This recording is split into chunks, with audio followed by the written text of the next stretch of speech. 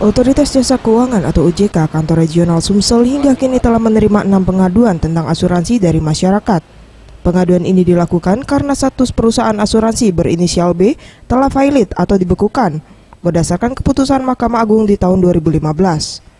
Menurut Lukdir Gultom, Kepala Kantor OJK Regional 7 Sumbaksel yang ditemui Jumat 15 Juli 2016 mengatakan pengaduan masyarakat terkait asuransi telah diterimanya dan ia meminta perusahaan asuransi yang telah dibekukan ini dapat menyelesaikan kewajibannya kepada nasabah melalui kurator.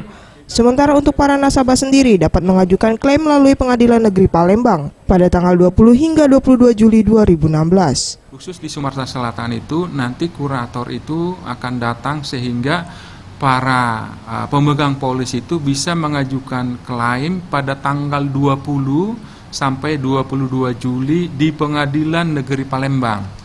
Juga sudah menerima beberapa pengaduan, paling tidak itu mungkin sekitar 6 pengaduan yang sudah masuk.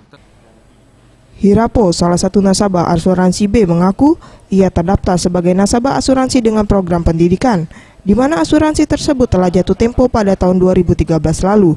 Namun hingga saat ini perusahaan asuransi B belum mencairkan dana asuransi yang menjadi haknya. Perusahaan asuransi B menjanjikan akan mencairkan 50%, namun hingga saat ini belum ada kepastian. Saya ini kan ikut asuransi ini yang untuk anak sekolah gitu, pendidikan.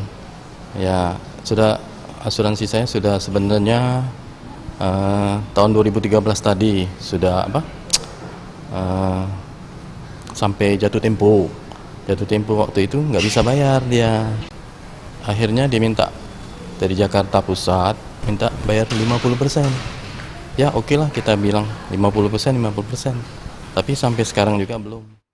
Mega Dwi Handayani, Gusti Putu Sumartayasa, Sriwijaya TV.